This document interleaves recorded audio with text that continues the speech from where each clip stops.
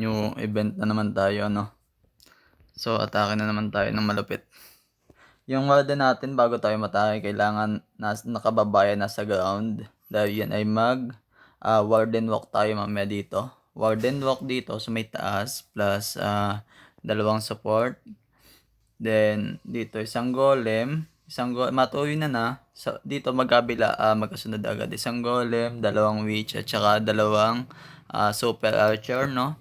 Tapos dito din sa kabila isang golem, dalawang witch, dalawang super archer, tapos yung matitira pa dyan na golem dito na din sa taas. Kasi pag naubos na tong gilid na to, pag naubos na yan, then ito, pag naubos na din yan, dalawa yung recall nyo yan, ilalagay nyo siya dito. Para yung takbo mamaya papunta dito, ano. Tapos pag pumasok na yung warden dito, mag-SS na agad kayo. Basta nabasag niya to, mag-SS na agad kayo. Tara, simulan natin, ano. So, dito isa, dalawa, tapos isang support. Ganon din dito, isa, dalawa, tapos dalawa din. Dito, baba na din natin dito.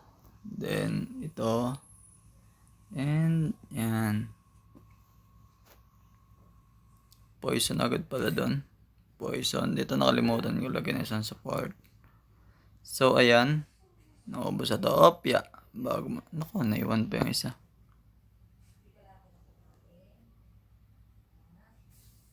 Tulapag na natin doon.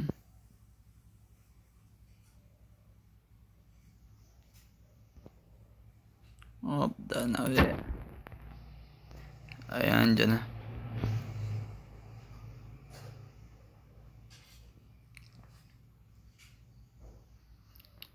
So, yan. Lapag na din natin dito yung dalawang support pa. Dito, pagpasok nila dito, ipipwes lang natin tong... Ayan. Ayan, pwes lang natin yan. Siya di makate.